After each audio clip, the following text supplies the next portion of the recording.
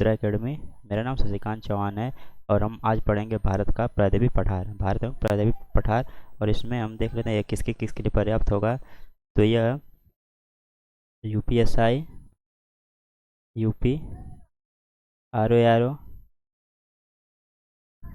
UPPSC, UPP, SSC, CGL, CHSL, NDA, SCDS जैसे सभी एग्जामों में क्या होगा कार्यक्रम हो, चाहे वो टेट का हो या पेट का हो। और हमारा एक मुहिम चल रहा है जिसमें हम जीएस का जो फाउंडेशन कोर्स है 100% फ्री है और 100% फुल सिलेबस के साथ फ्री में कंप्लीट कराया जा रहा है। इसलिए हमारे चैनल को सब्सक्राइब, लाइक और शेयर करना ना भूलें। चलिए हम बढ़ते हैं। तो हम देख रहे हैं भारत का प्रायद्वीप।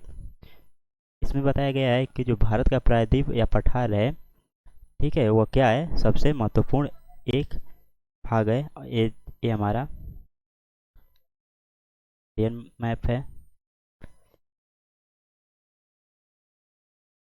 ठीक। तो ये जो पूरा पार्ट है यहाँ से लेके ये वाला पूरा पार्ट ये भारत के पठार में आता है। ये वाला पूरा पार्ट भारत का पठार। और प्रायद्वीप किसे बोलते हैं? तो प्रायद्वीप वो भाग होता है जो क्या हो, तीन तरफ से समुद्र से घिरा हुआ, समुद्र से घिरे हुए क्षेत्रों को हम क्या बोलते हैं? प्रायद्वीप बोलते हैं। तो भारत का जो प्रायद्वीप, हमने जो भारत की फिजिकल ज्योग्राफी होती है उसको 5 भागों में बांटा जाता है। पहला होता है माउंटेन, दूसरा होता है नॉर्थ इंडियन प्लेन, तीसरा होता है आइसलैंड, हमने यहाँ तक कंप्लीट कर लिया था। चौथा होता है peninsula peninsula peninsular of India, और जो पांचवा होता है जिसमें हम रिवर सिस्टम कंप्लीट करते हैं, देखते हैं। तो हमारा माउंटेन हो गया था, नॉर्थ इंडियन प्लेन हो गया है, आइसलैंड हो गया है, पेनिनसुलर आज हम देखेंगे। इसके बाद हम रिवर सिस्टम देखेंगे। चलिए हम आगे बढ़ते हैं। तो जो भारत का प्रायद्वीप का पठार है या भारतीय प्रायद्वीप पठार भारत की सबसे महत्वपूर्ण और प्राचीन भौगोलिक विशेषताओं में से एक है। यह क्या है? सबसे प्राचीन विशेषताओं में से एक है। देश के मध्य भाग से लेकर दक्षिण सिरे तक फैला है। यह पठार भारत और पूरे उपमहाद्वीप के लिए बहुआयामी महत्व रखता है। भारत के प्रायद्वीप पठार के बारे में कुछ देख लेते हैं। तो जो भारत का प्रायद्वीप पठार है वह भारत का प्रायद्वीप पठार, जिससे भारतीय प्रायद्वीप पठार के नाम से भी जाना जाता है, भारत के दक्षिणी भाग में स्थित समतल, कैसा है, समतल पठार को संदर्भित करता है जो 3 ओर से महासागरों से घिरा है। यह भारत के 5 भौगोलिक प्रभागों में से एक है। भारत का सबसे प्राचीन भूभाग होने के साथ साथ इसे भारत का सबसे बड़ा भौगोलिक प्रभाग होने का भी गौरव प्राप्त है। ठीक है, ये क्या बता रहा है कि जो भारत का है, भारत का सबसे पुराना पार्ट है, सबसे पुराना भाग है, क्योंकि ये जो मेन गोंडवाना लैंड था, गोंडवाना जो लैंड था यह उसी का भाग है। क्या है? उसी का भाग है। कौन? हमारा जो भारतीय प्रायद्वीप है। क्योंकि जब टेक्टोनिक थियरी हम पढ़ते हैं, टेक्टोनिक थियरी ये हमें बताती है कि जब भारत गोंडवाना से, अर्थात कि ऑस्ट्रेलिया से अलग हुआ, तो ये वाला पार्ट कैसे ऐसे नॉर्थ ईस्ट डायरेक्शन में बढ़ने लगा। जो हमारे यूरेशिया में जब जाके क्या हुआ, मर्ज होने शुरू हुआ, तो जो यहाँ पे गाद था, अर्थात तैतित सागर था, तैतित जो सागर था, वहाँ पे क्या हुआ, ये उस गाद को इकट्ठा करने लगा, ऐसे इकट्ठा करने लगा जैसे हमारा हिमालय फोल्ड माउंटेन बना। और हिमालय से जो नदियाँ काट के निकली, ठीक है, उससे जो हमें प्लेन का निर्माण हुआ उसे हम नॉर्थ इंडियन प्लेन के नाम से जानते हैं। ठीक, आगे हम बढ़ते हैं। ये हमारा प्रायद्वीपीय भाग है। ठीक है, तो देखिए ये सब पूरा पार्ट ये प्रायद्वीप है। और जो एक किनारे का जो तट वाला क्षेत्र होता है इसे हम तटवर्ती मैदान के नाम से जानते हैं। ये हमारा, इसमें प्रायद्वीप में हम, ठीक है, भारतीय पठार के साथ हम क्या करते हैं, इसके पर्वतों का भी अध्ययन करते हैं, पर्वतों का भी अध्ययन किया जाता है। तो ये वाला ये वाला पर्वत क्षेत्र है, जिसे हम किस नाम से जानते हैं, जिसे हम पश्चिमी घाट के नाम से जानते हैं। वहीं जो ये पूर्व में है, छोटे छोटे पर्वत पड़ते हैं, इस पूरे को हम किस नाम से, पूर्वी घाट के नाम से जानते हैं, पूर्वी घाट। और यहीं पे ये जो वर्ड होता है, लीवर डायरेक्शन होता है और ये शैडो जोन होता है। ठीक है, लीवर डायरेक्शन हम थोड़ा सा प्रायद्वीप के भाग भाग की मानसूनल कंडीशन हम देख लेते हैं अगले पेज पे। तो ये हमारा भारतीय प्रायद्वीप है। ठीक, ये हमारा भारतीय प्रायद्वीप है। यहाँ पे हमें पश्चिमी घाट ऐसे देखने को मिलता है, ऐसे पश्चिमी घाट देखने को मिलता है। तो ये हमारा माउंटेन है, ये रहा ओशियन, अरब ओशियन, अरब सी। तो यहाँ से जब ऐसे हवाएं चलती हैं तो अपने साथ क्या मॉइस्चर लेके चलती हैं, मॉइस्चर लेके चलती हैं, अर्थात कि जैसे ऊपर जाती हैं क्या बन ठंडा होके क्लाउड का फॉर्मेशन कर लेती हैं। जैसे क्लाउड का फॉर्मेशन करेंगी तो यहाँ पे ये ऊपर चढ़ रही हैं, ऊपर चढ़ते चढ़ते क्लाउड का फॉर्मेशन कर लेती हैं, और यहीं पे तुरंत ये क्या कर लेती हैं, यहीं पे तुरंत रेनफॉल कराती हैं, अर्थात कि रेनफॉल। तो ये वाला जो होता है पार्ट, अर्थात कि ये वाला पार्ट पश्चिमी घाट का, यहाँ पे हैवी रेनफॉल होता है। इस वाले क्षेत्र पे क्या होता है, हैवी रेनफॉल होता है, रेनफॉल। वहीं पे इस वाला डायरेक्शन में यहाँ पे क्या होता है, लो रेनफॉल होता है, या होता ही नहीं है, लो रेनफॉल होता है। इसी कारण इसको हम शैडो जोन के नाम से जानते हैं, शैडो जोन अर्थात कि छाया वृष्टि क्षेत्र, छाया वृष्टि क्षेत्र के नाम से हम क्या करते हैं, इसको जानते हैं। चलिए थोड़ा आगे बढ़ते हैं। तो भारत के प्रायद्वीप पठार की विशेषताएं देख लेते हैं। तो यह क्या बोल रहा है कि आकार, यह मोटे तौर पर त्रिभुजाकार है। ठीक है, देखिएगा ऐसे है, त्रिभुजाकार है। इसकी विस्तृत आधार सिंधु गंगा का, जो यहाँ पे सिंधु गंगा है, मैप है शायद आगे, हाँ देखिएगा, ए है सिंधु रिवर, यहाँ से ऐसे ए आई इंडस रिवर, ऐसे ये इंडस रिवर है। तो ये बता रहा है कि यह सिंधु और जो गंगा रिवर यहाँ से आई है ऐसे, ठीक ऐसे। तो इनके दोनों का जो क्या है, दक्षिणी भाग है, साउथ वाला पार्ट, दोनों के कहाँ से, साउथ वाले पार्ट से लगभग यह शुरू होता है, यही बता रहा था इसने, ये दोनों के लगभग कहाँ से, साउथ वाले भाग से शुरू हो रहा है।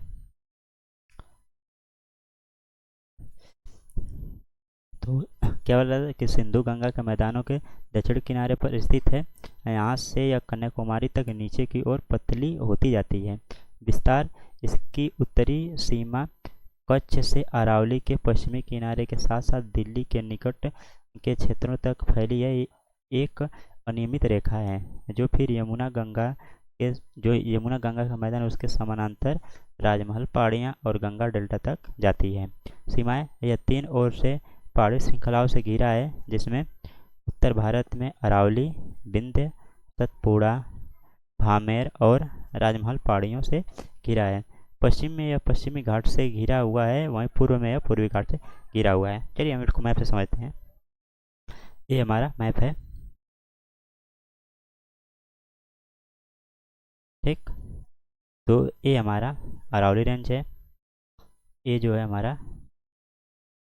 अरावली रेंज, ये रहा हमारा विंध्यन रेंज, ये हमारा विंध्य रेंज। देखिए ये जो हमारा पठार शुरू होता है ऐसे कुछ शुरू होता है, ऐसे यहाँ से ऐसे शुरू होता है, ठीक। तो ये बता रहा है कि यहाँ पे अरावली रेंज, यहाँ पे विंध्य रेंज, जस्ट अरावली के नीचे यहाँ पे शुरू होता है सतपुड़ा रेंज, ऐसे ऐसे सतपुड़ा रेंज, से होता है कुछ कि जो हमारा विंध्यन माउंटेन है ये कैसा है, विंध्यन माउंटेन है, जस्ट इसके नीचे सतपुड़ा माउंटेन आता है, सतपुड़ा माउंटेन आता है। इन दोनों के बीच कौन सी नदी आती है, इन दोनों के बीच Narmada river, Narmada river.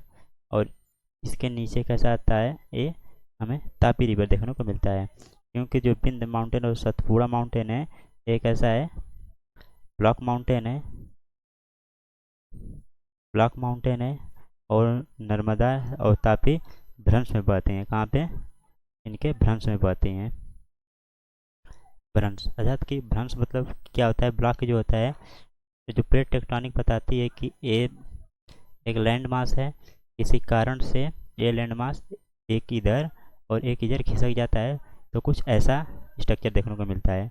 Land mass खिसकने के बाद तो एक साइड एम होगा विंध्य माउंटेन, ये बनेगा हमें सतपुड़ा माउंटेन, और बीच में आ गई नर्मदा रिवर। सेम ऐसी कंडीशन में एक अगला ब्लॉक बना जिसमें तापी रिवर क्या होती है, बहती है।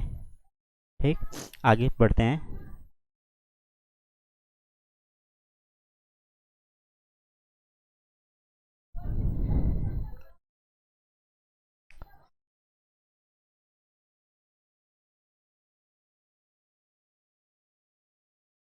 क्षेत्रफल, प्रायद्वीपीय भारत जो कितना है 16 लाख वर्ग किलोमीटर क्षेत्रफल के साथ साथ भारत की सबसे बड़ी भौतिक इकाई है। भारत के प्रायद्वीपीय पठार का क्षेत्रफल देश के क्षेत्रफल के लगभग आधे के बराबर है। रचना, यह पुराना सारणीबद्ध ब्लॉक शिफ्ट और आर्कियन उत्पत्ति है। कहाँ से है ये, आर्कियन क्रम की चट्टाने हैं। आर्कियन क्या है, क्रम की ये चट्टाने हैं। इसे एक स्थिर ढाल माना जाता है जिसके बनने के बाद से इसमें ज़्यादा संरचनात्मक परिवर्तन नहीं हुआ है। ठीक है, तो जो हमारा प्रायद्वीप है ना, ये किससे बना है, ये ज्वालामुखी से बना है। हम इसको सीधा सीधा समझा देते हैं, ये किससे बना है, ज्वालामुखी से बना है। और कैसा ज्वालामुखी है, जिसमें आयरन प्लस मैग्नीशियम दोनों कैसा है, रिच है। जब ये दोनों रिच है तो एक इसकी जो डेंसिटी थी, कैसी थी, लो थी। डेंसिटी लो अर्थात कि जब ये पिघला, मतलब कि जो ज्वालामुखी का उद्गार हुआ, तो ये क्या हुआ, ये थोड़ा दूर तक फैला, ऐसे परतनुमा फैल गया, ऐसे परतनुमा फैला है। यदि डेंसिटी हाई होती तो कैसा होता, कुछ ऐसे बनता, ज्वालामुखी जैसे उद्गार होता है, यहीं पर ठंडा होकर ज्वालामुखी पर्वत का निर्माण करता, लेकिन ऐसा नहीं है, ये ऐसे फैलता गया। ठीक, तो यह कैसा है, इसमें ग्रेनाइट, जो ग्रेनाइट की मात्रा ज़्यादा मिलती है, और आयरन प्लस Mg भी इसमें पाया जाता है। ठीक है, आगे बढ़ते हैं कि जो रचना या पुराने सारणी ब्लॉक है, आर्कियन उत्पत्ति है। इसे एक स्थिर ढाल माना जाता है जिसके बनने के बाद से इसमें ज़्यादा संरचनात्मक परिवर्तन नहीं हुए हैं। ढलान, प्रायद्वीपीय ब्लॉक का जो ढलान है अधिकतम पश्चिम से पूर्व है। ठीक है, कहाँ से, पश्चिम से, इसका ढलान इस डायरेक्शन में ऐसे। इसी कारण जो सारी नदियाँ हैं कहाँ पे, इधर आगे बहती हैं, चाहे वो कृष्णा कावेरी जो भी हो। आगे बढ़ते हैं, पश्चिम से पूर्व की ओर बहती हैं और बंगाल की खाड़ी में जाके गिरती हैं। ऊंचाई, भारत के प्रायद्वीप पठार की औसत ऊंचाई कितनी है, 600 से 900 मीटर ऊंचा है। 600 से 900 मीटर ऊंचा है। 600 से जो प्रायद्वीप होते हैं 600 से 900 मीटर ऊंचा होते हैं, वहीं 900 से मीटर यदि ऊंचा हो जाए तो उसे हम पहाड़ी का नाम लेते हैं। ये डिफिनीशन होता है, 600 से 900 मीटर जो ऊंचा होगा उसे हम प्रायद्वीप बोलेंगे, सॉरी पठार बोलेंगे, और वहीं जो 900 से ऊपर होगा उसे पहाड़ी बोलते हैं। भारत के प्रायद्वीप पठार की भू आकृति विज्ञान हम देख लेते हैं। तो भारत का जो प्रायद्वीप है, प्रायद्वीप पठार कई छोटे पठारों और पर्वत श्रृंखलाओं से बना है, जिनके बीच में नदी, घाटियाँ और घाटियाँ फैली हुई हैं। इस प्रकार प्रायद्वीपीय भारत की भू आकृतियाँ विज्ञान का अध्ययन करने के लिए इस क्षेत्र के प्रमुख पठारों और पर्वत श्रृंखलाओं का अध्ययन करना आवश्यक है। अब हम पठार का अध्ययन करेंगे, अगले सीरीज में हम पर्वत का भी अध्ययन कर लेंगे। प्रायद्वीपीय भारत के प्रमुख पठार हम इसको देख लेते हैं। तो इसके प्रमुख पठार कौन कौन है? मालवा का पठार, यहाँ पे मालवा का पठार, बुंदेलखंड का पठार,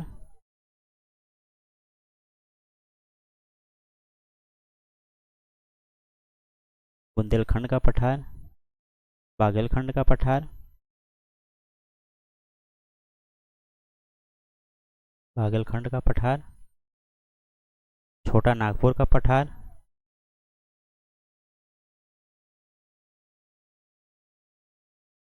छोटा नागपुर का पठार, शिलोंग का पठार या मेघालय का पठार,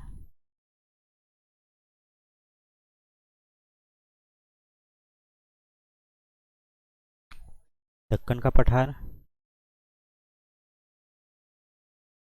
दक्कन का पठार, जिसमें हमें दक्कन के पठार में महाराष्ट्र प्लेटू, तेलंगाना प्लेटू और कर्नाटका प्लेटू देखने को मिलता है। चलिए हम आगे बढ़ते हैं।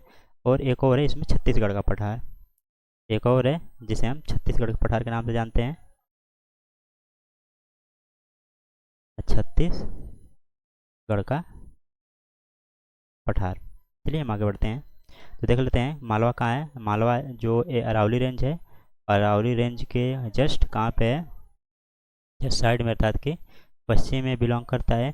मालवा के जस्ट पश्चिम में बुंदेलखंड बिलोंग करता है, बुंदेलखंड के जस्ट पश्चिम में बागेलखंड बिलोंग करता है, बागेलखंड के जस्ट पश्चिम में कौन सा, छोटा नागपुर का पठार बिलोंग करता है। बागेलखंड और छोटा नागपुर के कहाँ पे, साउथ में छत्तीसगढ़ का पठार बिलोंग करता है। वहीं जो छोटा नागपुर के साउथ में रांची प्लेटू भी बिलोंग करता है। वहीं जो दक्कन प्लेटू है इसके जो सतपुड़ा रेंज है, सतपुड़ा रेंज के साउथ में बिलोंग करता है, महाराष्ट्र रेंज और दक्कन रेंज, ठीक है। वहीं इसके जस्ट नीचे महाराष्ट्र के नीचे कर्नाटक प्लेटू, और कर्नाटक और महाराष्ट्र के क्या करता है, तो ईस्ट में देखेंगे, दोनों के ईस्ट में कौन है, तेलंगाना प्लेटू बिलोंग करता है। मारवाड़ अपलैंड, तो जो मारवाड़ अपलैंड है कहाँ पे है, यह अरावली के जस्ट पूर्व में यहाँ पे है, ठीक है। यहाँ पे छोटा सा इसको बताता है कि यह स्थान अरावली पर्वतमाला के पूर्व में स्थित है। इसी कारण इसे पूर्वी राजस्थान का उच्च प्रदेश भी कहा जाता है। किसको, मारवाड़ को। ऊंचाई और ढलान, भारतीय प्रायद्वीपीय पठार के इस भाग की औसत ऊंचाई 250 से कितना है, 500 मीटर है, और यह पूर्व की ओर ढलान वाला है। किस डायरेक्शन में, ऐसे इस डायरेक्शन में इसका ढलान है। संरचना यह बिंदे काल के बलुआ पत्थर, सेल्स और चूना पत्थर से बना है। किस काल का है, यह जो बिंद माउंटेन है, ये वाला बिंद माउंटेन इसी काल का कौन सा है, हमें मारवाड़ जो अपलैंड है, प्लेटू है, ये उसी काल का है। और किसे बना है, बलुआ पत्थर और सेल्स और चूना पत्थर से यह बना है। नदियाँ, बनास नदी, चंबल नदी की एक सहायक नदी यहाँ से निकलती है, जो बिंद पर्वतमाला से निकलकर और फिर इस क्षेत्र में होकर बहती है। स्थलाकृति से देख लेते हैं। यह गोलाकार पहाड़ियों और जंगलों के साथ एक लुढ़कती पठार का क्षेत्र है। बनास नदी और उसकी सहायक नदियों के कटाव कार्यों ने इस क्षेत्र की स्थलाकृति को आकार देने में महत्वपूर्ण भूमिका निभाई है। सेंट्रल हाईलैंड, ठीक, सेंट्रल हाईलैंड देख लेते हैं। तो स्थान, यह मारवाड़ अपलैंड के पूर्व में स्थित है, ठीक है। ये जो हमें यहाँ पे अरावली रेंज है, जस्ट इसकी छोटा इसके भागों को बांट रहा है। पहले कौन है, पहले मारवाड़ था,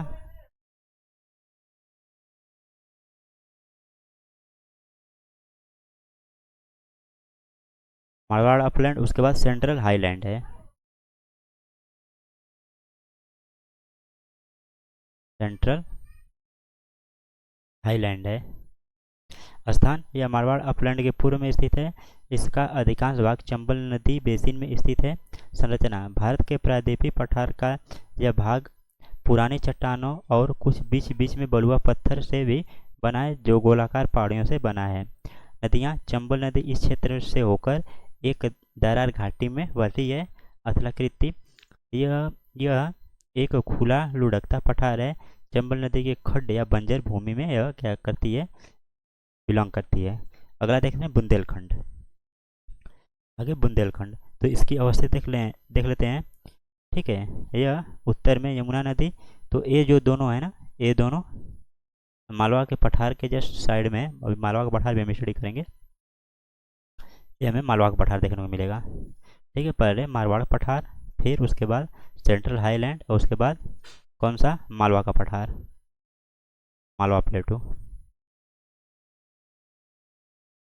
अब देख लेते हैं बुंदेलखंड, तो जस्ट इसके बगल में कौन था, बुंदेलखंड था यहाँ पे, बुंदेलखंड।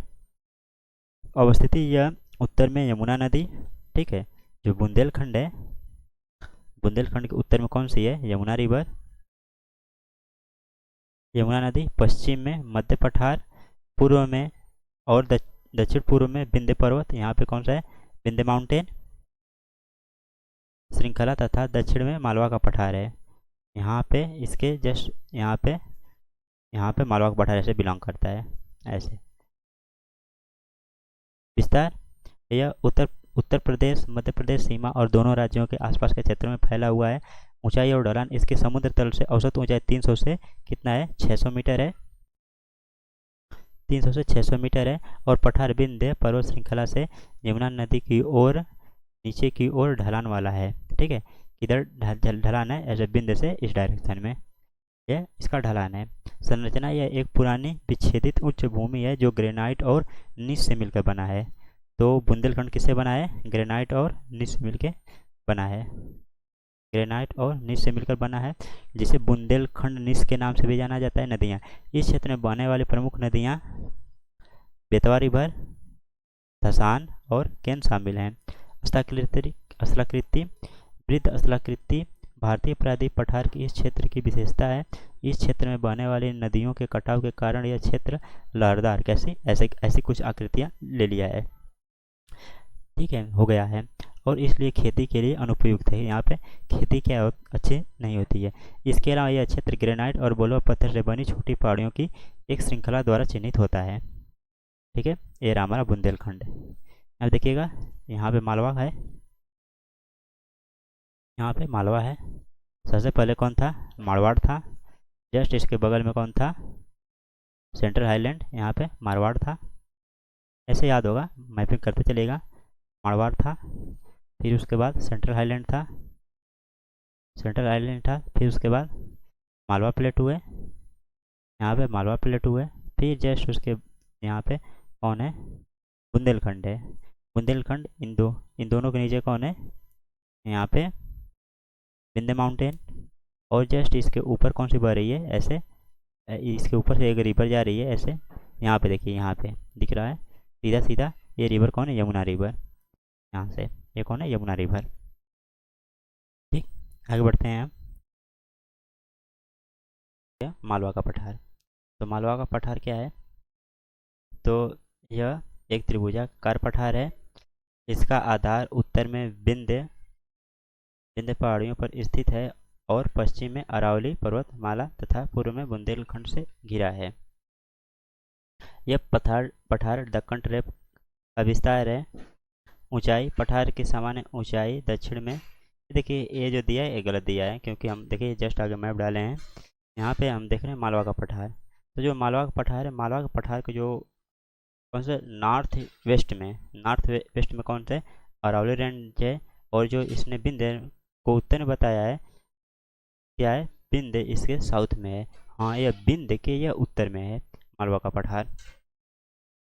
ठीक, क्लियर करते हैं, फिर चलेंगे। ठीक है, ऊंचाई, पठार के जो सामान्य ऊंचाई दक्षिण में 600 मीटर है, जो उत्तर में 500 मीटर तक क्या है, नीचे चली जाती है। अर्थात कि यह कहाँ पे, दक्षिण से यहाँ पे इसका ढलान किस डायरेक्शन में, ऊपर है, इसका ढलान ऊपर है। इसका निर्माण बेसाल्टिक लावा से हुआ है। ठीक है, बेसाल्टिक लावा से हुआ है, और इसलिए बेसाल्टिक लावा अर्थात किससे, यह ज्वालामुखी से बना है, सीधा सीधा किससे बना है, ज्वालामुखी से बना है। और इसलिए यह काली मिट्टी है, क्योंकि जो हमें लावा होता है, लावा में हमने अभी बताया क्या होता है, आयरन प्लस मैग्नीशियम। और जहाँ पे आयरन होता है वहाँ पे बारिश के कारण एक केमिकल बनता है जिसे ट्रिटेरी मैग्नेटाइट मैग्नेटाइट के नाम से जानते हैं। और जिस कारण वहाँ पे मिट्टी क्या होती है, मिट्टी जो मृदा होती है वो कैसी है, काली होती है, ब्लैक सॉइल का निर्माण बनता है। ठीक है, सीधा सीधा। तो संरचना इसका निर्माण कैसा है, बेसाल्टिक लावा से है। और यहाँ इसी कारण यहाँ पे काली मिट्टी देखने को मिलती है। नदियाँ, इसका जल निकास दो जल निकास प्रणालियों से होता है। ठीक है, जो मालवा है इसमें नर्मदा, तापी, माही, बंगाल की खाड़ी और ठीक है, जो इस मालवा का पठार है ऐसे कुछ है, थोड़ा जो विंध्य माउंटेन है। ठीक है, ऐसे है। तो वही बता रहा है कि नर्मदा, तापी, माही, बंगाल खाड़ी और बहने वाली भी नदियाँ इसमें शामिल है। इसमें चंबल, सिंध, बेतवा और केन शामिल है। हस्ताकृतियाँ, भारत के प्रायद्वीपीय पठार का क्षेत्र नदियों द्वारा विच्छेदित सपाट शीर्ष वाली पहाड़ियों के साथ लुढ़कती सतहों से बना है। यह पठार उत्तर में चंबल की घाटियों द्वारा चिन्हित होता है। आगे बढ़े हम। तो मालवा का पठार हमने देख लिया, अब आगे देख लेते हैं बघेलखंड का पठार। तो बघेलखंड का पठार देख लेते हैं। तो यह मैकाल पर्वत माला के पूर्व में स्थित है। यह उत्तर में सोन नदी और दक्षिण में बलुआ पत्थर और चूना पत्थर से बनी है। एंटीक्लिक उच्चभूमि और सिंक्लिक घाटियों से घिरा है। ऊंचाई, इस क्षेत्र की सामान्य ऊंचाई 150 मीटर से 1200 मीटर तक है। संरचना, इसकी पश्चिमी भाग चूना पत्थर और बलुआ पत्थर से बना है जबकि पूर्वी भाग ग्रेनाइट पत्थर से बना है। नदियाँ, ठीक है, तो इसका जो कौन सा है पश्चिमी भाग अर्थात कि ए वाला पार्ट किससे बना है, बलुआ पत्थर और चूना पत्थर, बलुआ पत्थर और किससे बना है, चूना पत्थर से। वहीं इसका पूर्वी भाग किससे बना है, ग्रेनाइट पत्थर से बना है, ग्रेनाइट पत्थर से बना है। नदियाँ, पठार का मध्य भाग उत्तर में सोन नदी और दक्षिण में महानदी जल की निकासी प्रणालियों के बीच जल विभाजक के रूप में कार्य करती हैं। वहीं हस्ताकृतियाँ, भारत के प्रायद्वीपीय पठार का क्षेत्र असमान है। इसमें गंगा के मैदान और नर्मदा सोनगर्त के बीच बिंद बलुआ पत्थर की चट्टानें शामिल है। सामान्य क्षैतिजता इस क्षेत्र की एक विशेषता है। यह दर्शाता है कि इस क्षेत्र में कोई बड़ी गड़बड़ी नहीं हुई है। ठीक है, यह दिखाता है क्या है कि इसमें कोई ज़्यादा हलचल, मतलब कि जो फिजिकल हलचल होते हैं वो ज़्यादा हुए नहीं हैं। ठीक है, आगे हम बढ़ते हैं। छोटा नागपुर का पठार। छोटा नागपुर का पठार देख लेते हैं। तो अवस्थिति कहाँ पे है, इसकी अवस्थिति यह बघेलखंड पठार के पूर्व में। सबसे पहले हमने क्या पढ़ा था, सबसे पहले मारवाड़ पठार, मारवाड़ अपलैंड। उसके बाद हमने क्या पढ़ा था, सेंट्रल हाईलैंड। फिर उसके बाद मालवा का पठार। उसके बाद बुंदेलखंड, बाघेलखंड, अब छोटा नागपुर का पठार। यह बाघेलखंड पठार पूर्व में स्थित बाघेलखंड पठार के पूर्व में है और भारत के प्रायद्वीपीय पठार के उत्तर पूर्वी प्रक्षेपण का प्रतिनिधित्व करता है। विस्तार, यह पठार झारखंड, छत्तीसगढ़, पश्चिम बंगाल के पश्चिमी भाग के सीमावर्ती क्षेत्रों में फैला हुआ है। यह उत्तर में गंगा और सोन नदियों तथा दक्षिण में महानदी घाटियों के बीच स्थित है। ऊंचाई, पठार की औसत ऊंचाई कितनी है, 700 मीटर है। इसका मध्यम पश्चिमी भाग जिसकी ऊंचाई लगभग 1100 मीटर है, पेटलैंड के नाम से भी इसको क्या किया जाता है, जाना जाता है। पेटलैंड से यह पठार सभी दिशाओं में विशेष रूप से पूर्व की ओर कई चरणों में उतरता है जब तक कि यह धीरे धीरे निचले गंगा के मैदान में विलीन नहीं हो जाता। संरचना, पठार की चट्टानें ज़्यादातर गोंडवाना हैं, गोंडवाना क्रम की हैं जिसमें डेक्कन लावा, गिनीज और आर्कियन ग्रेनाइट के खंड शामिल हैं। तो इसकी संरचना में डेक्कन लावा, गिनीज, आर्कियन क्रम की चट्टानें पाई जाती हैं जो गोंडवाना क्रम की चट्टानें हैं। नदियाँ, इस प्रकार पर यह अरीय जल निकासी अर्थात कि अरीय नहीं होता है और एरियल होता है। एरियल जल निकासी पैटर्न अर्थात कि कैसे ये पठार है और इसके बीच से ऐसे नदियाँ चारों दिशाओं में क्या करती हैं, प्रवाहित होती हैं, जिसमें विभिन्न दिशाओं में बहने वाली अनेक नदियाँ और जलधाराएँ शामिल हैं। इस क्षेत्र में बहने वाली प्रमुख नदियाँ सोन नदी, दामोदर नदी, स्वर्णरेखा नदी, उत्तरी कोयल, दक्षिणी कोयल और बराक रिवर शामिल हैं। प्रमुख इसकी विशेषताएं हैं। इस क्षेत्र में मौजूद कुछ प्रमुख भौगोलिक विशेषताएं इस प्रकार हैं। छोटा नागपुर का पठार, इसको हम कई भागों में बांटते हैं, जिसमें आता है हमारा हजारीबाग का पठार, रांची का पठार और राजमहल का पठार। छोटा नागपुर पठार को हम 3 भागों में बांटते हैं, इसमें हजारीबाग का पठार, फिर रांची का पठार और ये हमारा राजमहल पहाड़ियाँ या राजमहल। ठीक है, चलिए हम आगे बढ़ते हैं।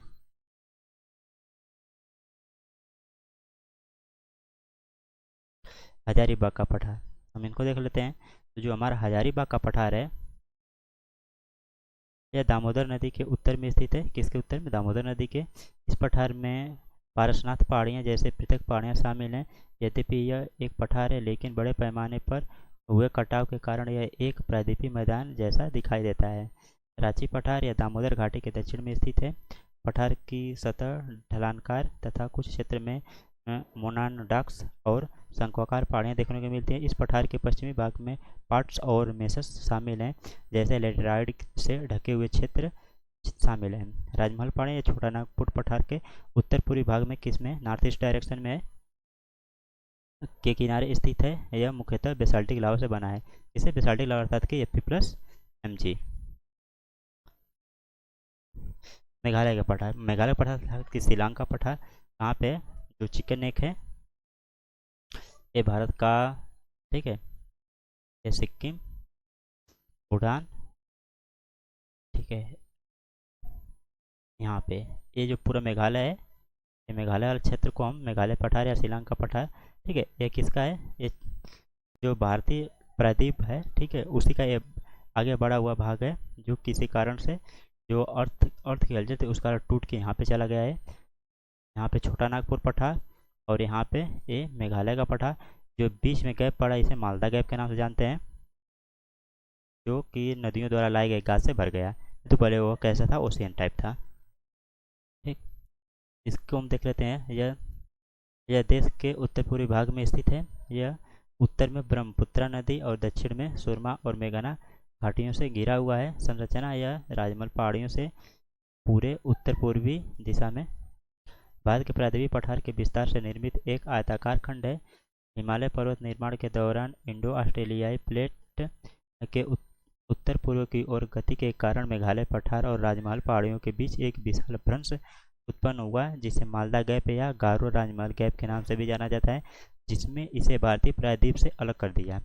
यह गैप धीरे धीरे पास की नदियों की निक्षेपण गतिविधियों से भर गया। संरचना, यह पठार मुख्यतः आर्कियन या धारवाड़ जो धारवाड़ क्रम की क्वार्टजाइट शेल्ट के शिष्ट से बना है। स्थलाकृतियाँ, यह एक भव्य पठार है जिसमें घास के मैदान, पहाड़ियाँ और नदी घाटियाँ शामिल हैं। प्रमुख भौगोलिक विशेषताएं, इस क्षेत्र में मौजूद प्रमुख भौगोलिक विशेषताएं कुछ इस प्रकार हैं। ठीक,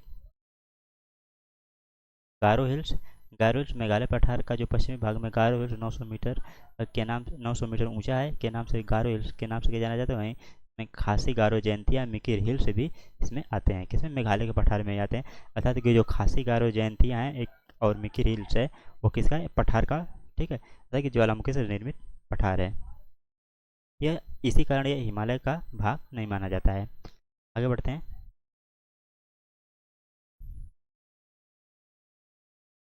दक्कन का पठार, हम इसको देख लेते हैं।